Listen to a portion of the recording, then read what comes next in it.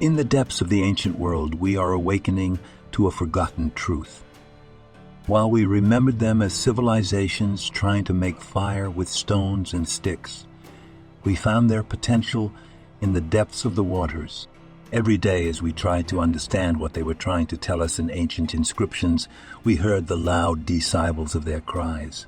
We read with admiration about their constructions and their ancient knowledge, but we forgot that their steps were much faster than we had imagined. And today, perhaps, we will remember one of the most important of those steps, the ancient knowledge they achieved thousands of years ago. The first step we take today is to the city of Gujarat, known as one of the western states of India. We know this state and this city very well because it is one of the 7 holy cities of Hinduism. In fact, archaeological science had been looking for the legendary city of Dwaraka right on the coast of Gujarat. Dwaraka, for some it was a utopia, for others a real city. Believed to be submerged today, it was described in many ancient sources as a city announced by Krishna, an important god in Hinduism. According to these inscriptions, Dwaraka was one of the centers of the ancient world. It was the capital of the Anarta kingdom, and according to legend, one of the Tirtha areas known as Hindu pilgrimage sites. Of course, we couldn't go looking for this city based on writings from thousands of years ago. The Indian government acted before we did. Yes, in 2001, when the pollution of Indian waters was repeatedly raised by many of the world's environmental organizations, the then Indian government wanted to measure the pollution of its waters with a research vessel equipped with sonar. Naturally, the first region to be surveyed would be Gujarat, known for its large population due to its religious significance. Everything seemed normal so far, but the surprising detail was that the planned duration of the pollution survey was about 6 months. But this survey lasted only 2 months. Perhaps for the first time mankind has stumbled upon the traces of an ancient past. Yes, according to the report of the sonar, equipped research vessel underwater off the coast of Gujarat, the radar report showed the remains of an ancient complex stretching for miles. The area we now know as the Gulf of Kamhat, as the ancient sources said, and as Krishna proclaimed, seemed to contain an ancient city. For hundreds, even thousands of years, Hindus had murmured about a city, a holy place, on the shores of Gujarat, as recorded in their ancient sacred texts. And this truth would perhaps be heard for the first time in 2001. The legendary Dwaraka, the place where Krishna lived, mentioned in tales thousands of years old, might be realized in that century. The reports were unequivocal. Whatever the remains picked up by the sonar systems off the coast of Gujarat were, they were 5 miles long and 2 miles wide. This meant an ancient underwater site approximately 8 kilometers long and 3 kilometers wide. Do we understand what this means? It was a boon to the sciences of history and archaeology. It meant that the missing pages of human history were being filled in. The city of Dwaraka, which had been mentioned in the oldest ancient sources for at least 7,000 years, was winking at us from thousands of years ago with its colossal size. Naturally, with such evidence coming in about Dwaraka, which had been accepted as a legend but told for at least 7,000 years, the first question on everyone's mind was, so if what has been detected by these sonar radars is really Dwaraka, the city that has been on the lips of Hindus for thousands of years, how many thousand years old could this city be? We still don't have full and accurate information on this, but when the remains of the ancient city of Dwaraka were found in 2001, the report published by the University of Mumbai, which conducted research there, began with this sentence: "Today we have returned to the world of 9,500 years ago." You heard it right. A university that conducted the first research in Dwaraka suggested that this ancient city could be at least 9,500 years old, even at the end of their first research. As a result, many scientific fields, especially geology, would have more work to do, because the possibility that the ancient city of Dwaraka was 9,500 years old would take us directly into the period known as the Younger Dryas or Early Dryas. And we knew that during this period, sea levels were about 75 meters lower than they are today. With the end of the Younger Dryas period, the glaciers began to melt and sea levels began to rise daily as the glaciers melted. This detail is important because the years when the city of Dwaraka was described and later became a mere legend among the people were associated with the city's submersion. And coincidentally, a sonar system on a ship investigating marine pollution would bring this ancient truth to light. Now let's have another look at the map I showed you earlier, showing the boundaries of the state of Gujarat. On this map, Dwaraka was marked with an arrow.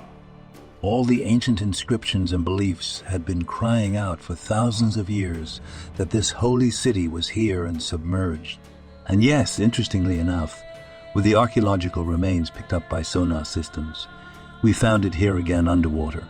And if the research reports that have been done after this discovery are correct, if the remains here belong to Dwaraka and are at least 9,500 years old, as I mentioned earlier, we would have to go back to the Younger Dryas period when the sea level was 75 meters lower. So if one of us were to redraw the map of India and Gujarat during and at the end of the Younger Dryas period, what would that map look like? It would look like this. Even before the glaciers melted and the Younger Dryas period ended, Dwaraka was built at a time when such a map existed. And yes, we all know what happened after that. As the glaciers melted, the sea level rose by meters, submerging many coastal cities around the world. Yes, we know very well many ancient cities, and even the continent of Atlantis, which share a similar fate. All of them, without exception, are now called sunken cities due to rising sea levels, and Dwaraka was one of them. Tales of this ancient city, which now lies about 36 meters below sea level in the Gulf of Kamhat, have been told for thousands of years. It was said that Dwaraka housed hundreds of palaces and was adorned with architecture beyond its time. Everything was made of gold or emerald. Many ancient sources even describe Dwaraka as the front garden of heaven. Such was the city of Dwaraka, one of the 7 holy cities of Hinduism, the exact location of which was not determined until 2001. Of course, all the discussions about the exact location of this city continue because throughout history, this city has been referred to as Dwarka, Dwaraka, or Dwaraka, leading scholars to debate whether these different names refer to different cities. So, if all these similar names refer to different ancient cities, we may have to look elsewhere for Dwaraka or Dwaraka. The most concrete evidence for this debate are the lines we can show for the Egyptian pyramids or Göbekli Tepe. The energy lines of the world, one of the ley lines known in the ancient world as the alpha lines, did not pass through Dwaraka. But there was such an intersection of lines here that especially the alpha lines, which we can call the energy lines of the Asian lands, almost pointed to Dwaraka. Alpha lines symbolize the birth and death of energy. While one point of all the lines seen in the picture was considered to be the point of birth, the point where it later ended or intersected was represented as the point of death. But Dwaraka was at the intersection of exactly 8 alpha lines. Ancient science had given the name Omega to points where more than 3 lines intersected. And again, throughout Central and East Asia, we had found traces of ancient civilizations in many places with intersections of more than 3 alpha lines. But Dwaraka was at the intersection of 8 lines. And this was almost a sacred geographical location for alpha lines. Energy scientists say that this point, which we now know as Dwaraka, was the original place that controlled the birth and death of energy in the ancient world. We can say that these are regions that begin or end the flow of energy. Comparing this situation to modern power stations is not a direct match, but it can be a close description to help us understand. Of course, we would read that the ancient city of Dwaraka, built on such an energy point, described in dozens of ancient sources over thousands of years, was constructed with tonnas of emeralds, kilograms of gold, and perhaps most importantly, adorned with all the crystal coatings If you have any interest in ancient science, you will know that the ancients often prefer the raw material of crystal to transmit energy to the universe. Although no trace of their crystals or emeralds have been found since 2001, many ancient artifacts have been found. As well as many stone tools and pottery, many coins have also been found, estimated to be at least 9,000 years old based on carbon dating. You heard that right. We are talking about a 9,000-year-old coin found meters underwater. Yet, when we talk about the invention of money, we hear that the Lydians made this discovery in the 6th or 7th century BC. However, the deep ancient world dating back thousands of years has almost begun to mock modern historical science and made us forget everything we thought we knew. But the main issue we should be discussing about Dwaraka is not its energy lines, the thousands of years old coins found, or its geographical location. For in Hinduism, the first name that comes to mind when Dwaraka is mentioned is Krishna, known as their highest and most sublime deity. Yes, Krishna, perhaps one of the ancient gods we know the least about, because many branches of Hinduism have placed Krishna in different ranks and brought different description. So although Krishna is referred to as a deity of Hinduism, we can also see in various sources that he is depicted as a king or queen or one of the avatar lineages. However, in almost all ancient sources describing Dwaraka, Krishna is defined as the supreme god and is said to have lived in Dwaraka. In many Indian epics, it is also said that this god participated in wars and taught his people many ancient teachings because of his ancient knowledge. Yes, Krishna and his people hid all their wealth in Mathura, one of the inner states of what is now India. But a civilization portrayed in Hindu sources as demons or evil spirits attacked Mathura. And so Krishna sought to build a city in a safer place for the safety of his gold and emeralds and his people. The culmination of this purpose was Dwaraka in all ancient sources. Dwaraka was an island. It was connected to the mainland by many bridges and reinforced to support its structures. Being an island, it was very difficult to be besieged by enemies, and it had a geography where thousands of people who were said to live in Dwaraka could reside. Ancient sources say that hundreds of palaces were built using one of the heaviest metals, gold and emerald. All the areas between these palaces were kept as natural as possible because, like all other Hindu beliefs, they believed in the power of nature. The definition of the power of nature is very important because between the 9,000 and 12,000 years that we are talking about for Dwaraka, we know that many ancient civilizations accessed ancient knowledge using the same nature. However, regardless of all their ancient knowledge, they would succumb to a more ancient civilization. The sentence I'm about to form may surprise you very much. But could this power, one of the most destructive responses to ancient knowledge in the ancient world, be the nuclear power that brought about the end of Dwaraka? I see those who ask nuclear power in the ancient world. I realize it sounds quite strange when you first hear it.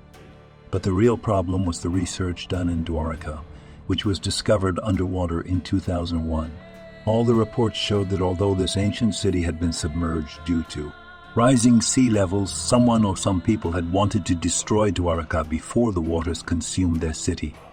For all the ancient structures discovered underwater, of enormous size, were incredibly damaged, and this damage was not like the wear and tear of thousands of years. It was evidence of destruction. Scientists first named this possibility explosives, which could have been invented by ancient people. Because if such explosives could have been invented around 9,000 years ago, all the ancient evidence found in Dwaraka would have a plausible explanation, until the latest truth discovered in 2017.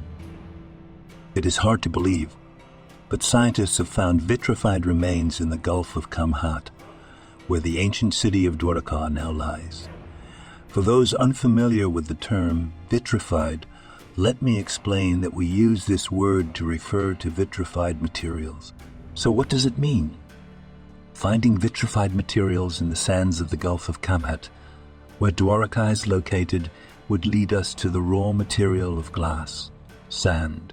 And thanks to our modern scientific laws, we know the truth very well.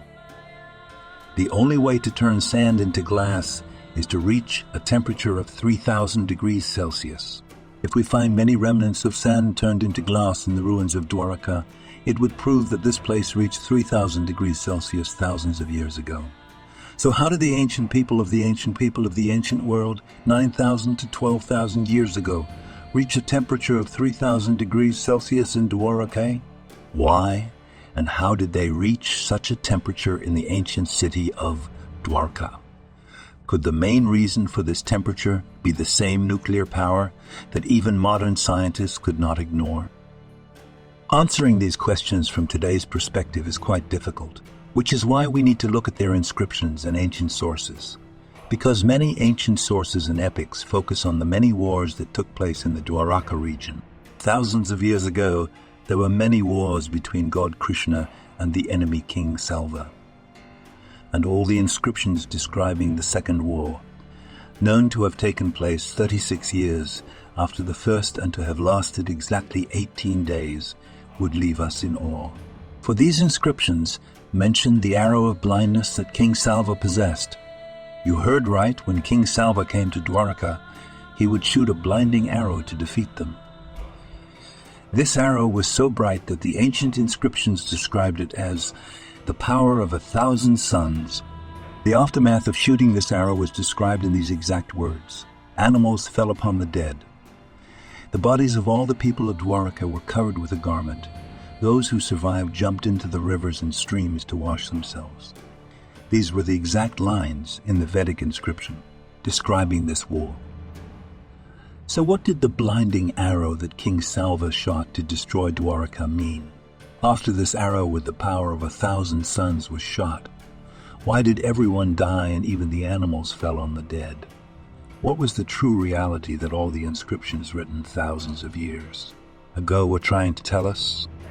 Well, just looking at the general framework of the scenario, thanks to the possibilities of modern science and technology, we can only make one comment. Yes, they described that a blinding arrow with the brightness of 1,000 suns was fired, and this arrow killed everyone.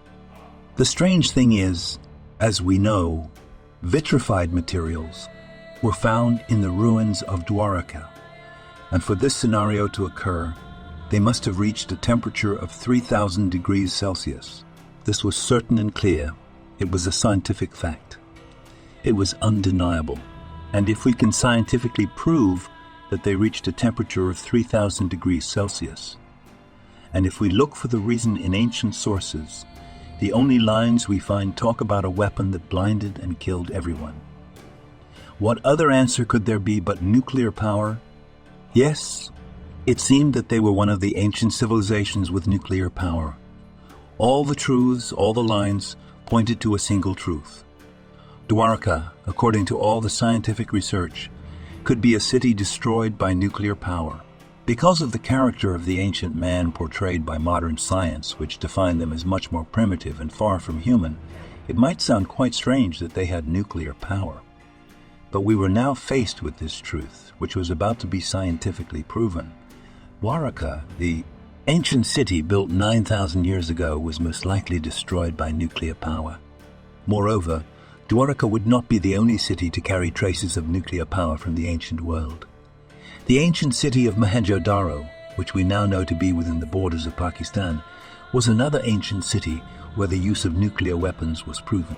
Mohenjo-Daro, thought to have been built around 2500 BC and rediscovered by mankind in 1920, was an ancient Central Asian city excavated from underground, almost as if it had been built with a layer of glass. Yes, I use the term glass coating because almost all the structures built with sand in this ancient city had their surfaces in contact with nuclear materials turned to glass by high temperatures. Many ancient human bodies were found lying hand in hand in the streets of this ancient city. This means that whatever happened in the ancient city of Mohenjo-Daro, it happened suddenly at a moment that was unexpected by the people. The level of radiation in every part of this city even after thousands of years, was still 12 times higher than in a village 100 kilometers away.